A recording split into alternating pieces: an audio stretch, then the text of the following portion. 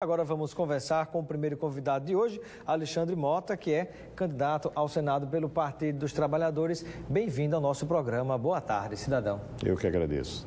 Muito obrigado. Um prazer tê-lo conosco. Eu inicialmente pergunto o que é que o motivou a colocar o seu nome para disputar este mandato. Na verdade, é indignação, né? Quando houve o impeachment de Dilma, que nós consideramos que é um golpe, isso criou para mim uma revolta muito grande. E naquela oportunidade eu tomei a decisão que eu ia de alguma maneira interferir nas próximas eleições. Só que no decorrer do tempo se foi construindo a alternativa de eu virar candidato ao Senado. Eu me propunha a ser deputado federal. E construiu-se isso dentro do partido, no final das contas acabou saindo a candidatura.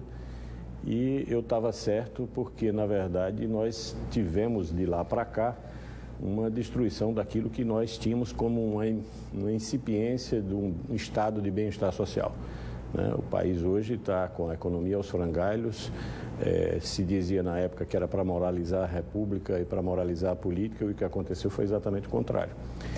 Os adversários do seu partido, o PT, alegam que, na verdade, foi o próprio partido, nos 13 anos de administração do PT, que quebrou o país, levando a esse caos que a gente vive na economia.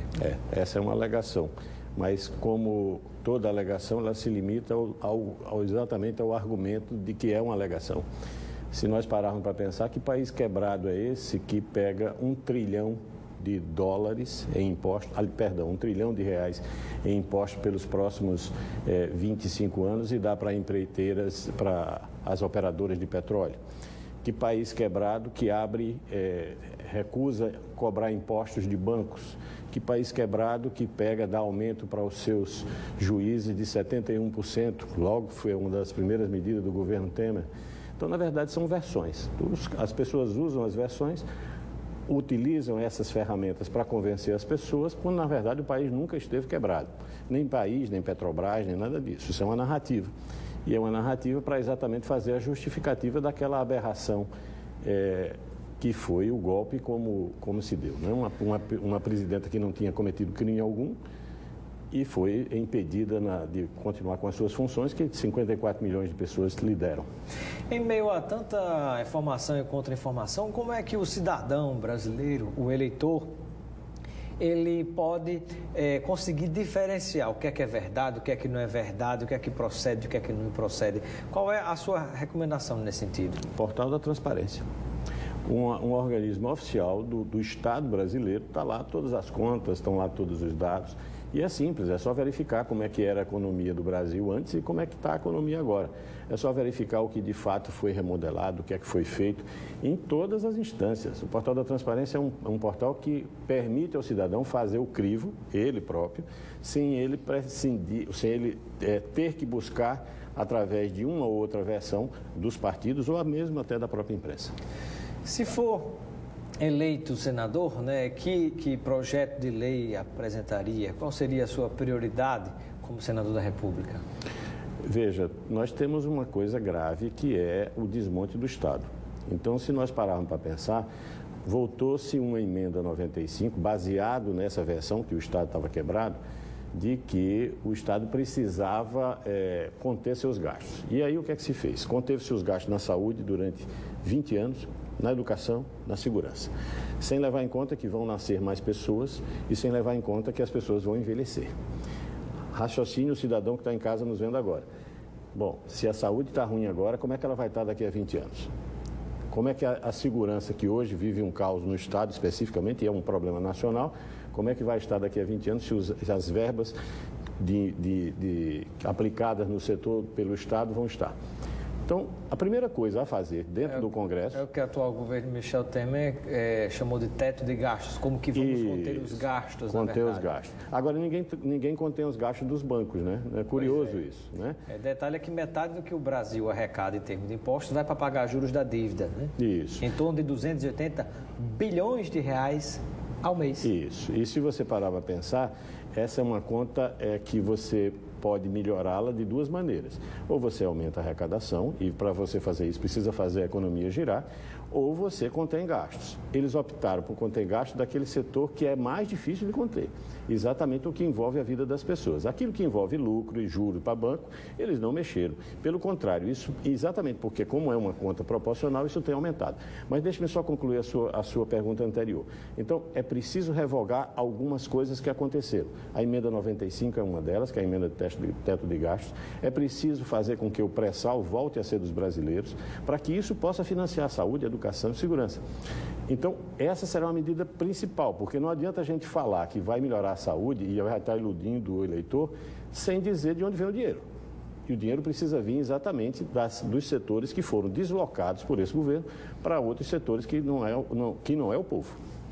Eu pergunto, do ponto de vista eleitoral, como você imagina enfrentar candidaturas que estão colocadas, algumas delas ligadas a famílias que há mais de 73 anos se alternam no poder no estado do Rio Grande do Norte, quando não candidaturas diretas, mas apoiadas pelas famílias Alves, Maia e também Rosado?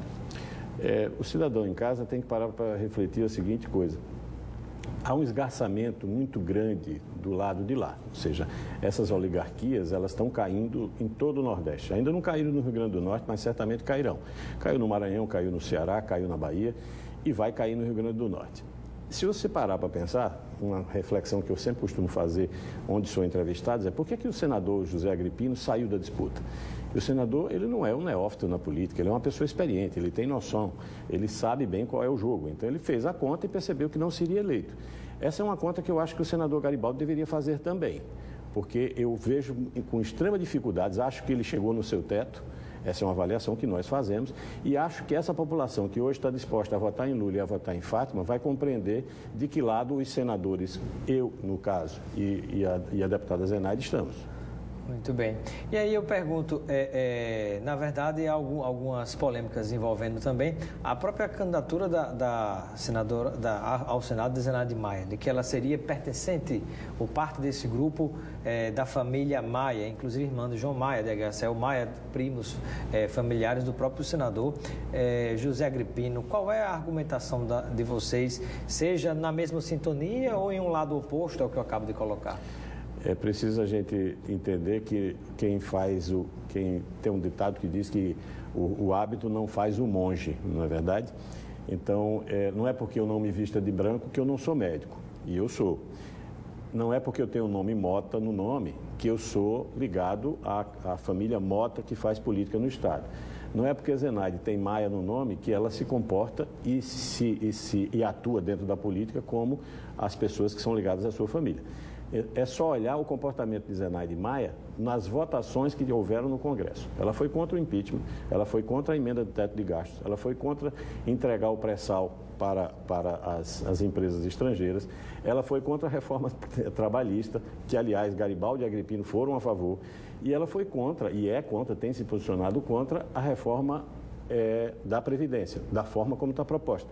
E aí é importante refletir da seguinte maneira: na hora que nós estávamos na situação mais difícil, ela esteve do nosso lado. É possível e é razoável pensar que Zenaide é uma aliada. Se foi aliada nos tempos das vacas magras, agora que as coisas mudarão, ela também será a nossa aliada. E eu pergunto, para finalizar, qual é a sua visão em relação à forma como está se arrumando o tabuleiro político no plano nacional? Você acredita que haverá uma consolidação do ponto de vista jurídico da candidatura do ex-presidente Lula? Porque tem muitas especulações. Está se tentando, na verdade, vincular o nome dele a Haddad, que é o seu atual vice, mas na prática Haddad é que vai ser o candidato a presidente. Como é que está essa situação hoje do ponto de vista jurídico? Porque eleitoral todo mundo sabe do potencial, mas do ponto de vista jurídico, da permissão ou não dele ser candidato? O que o partido tem apontado corretamente, sob a minha avaliação, é que o candidato é Lula. E veja, toda vez que um outro candidato, outro nome foi ventilado, como foi o caso de Haddad, como foi o caso do ex-governador da Bahia, Jacques Wagner, toda vida que um desses candidatos foi apontado, imediatamente surgiram processos ou indicações de que seriam processados por parte de uma parte do judiciário brasileiro, claramente demonstrando que uma parte do judiciário está fazendo política. O que é que acontece do ponto de vista prático? A candidatura do ex-presidente Lula, ele não perdeu seus direitos políticos. Isso só acontecerá no transitado em julgado. Isso precisa ficar bem claro. Então, hoje Lula é passível. Nós temos, inclusive, o líder do governo do estado do Rio Grande do Norte vai para a Assembleia com tornozeleira eletrônica, do governo Robson. Então, a gente precisa entender que isso é real, ou seja, é possível se candidatar. A lei não pode valer para todo mundo e ser diferente para Lula. Então, legalmente, ele tem chance. Como o partido está compreendendo que existe a possibilidade de que essa trama continue, coloca Haddad como vice, né, na perspectiva de que, à medida que o TSE o inviabilize, Haddad será o candidato, tá certo? Mas, a princípio, hoje a chapa formada é Lula e Haddad. Essa é a chapa que nós vamos apresentar no dia 15 e esperamos que seja a chapa vencedora no próximo pleito. E Manuela Dávila, do PCdoB, que cogita-se que, no eventual saída de Lula, ela seria a vice de Haddad? Eu acho que é uma vice extremamente qualificada. Eu tive a oportunidade de vê-la aqui num evento que foi promovido pela Fierne e fiquei impressionado com a sua capacidade, não só de conhecimento sobre a política, sobre história, sobre a economia, mas também a sua capacidade do ponto de vista de demonstrar firmeza de posição. Aliás, o PCdoB tem sido um aliado importante para o Partido dos Trabalhadores e tem sido um aliado vigoroso na defesa da democracia. E para finalizar, em relação ao Rio Grande do Norte, qual a avaliação que você tem do quadro político do Estado? Eu acho que nós vivemos uma situação, o Partido dos Trabalhadores, vive uma situação favorável. A gente não pode ter uma visão de que vamos ganhar essa eleição facilmente, até porque as oligarquias, como você colocou numa pergunta anterior, ainda são muito sólidas no Estado, mas eu tenho a esperança e a convicção de que Fátima Bezerra será eleita governadora do Estado. Acho que eu tenho andado com ela nas cidades do interior e a gente vê a receptividade que o nome dela tem. Acho que as outras duas candidaturas têm um desgaste muito grande. A do governador, por óbvio, uma pessoa que tem 80% de rejeição, tem um teto muito baixo de crescimento, né? A do governador Robson Faria. E a o ex-prefeito Carlos Eduardo tem o limite das oligarquias que lhe apoiam. Bom, quero agradecer a sua participação no nosso Boa Tarde, Cidadão. Seja sempre bem-vindo. Um momento final para a sua despedida junto ao povo de Natal e do Rio Grande do Norte. Muito bem. Como eu estou de volta aqui, já estava esquecendo. Esse é o kit de produtos Lucena para você aproveitar com seus amigos e familiares. Muito obrigado. E agradeço muito a oportunidade de ter estado aqui. Foi uma ótima entrevista.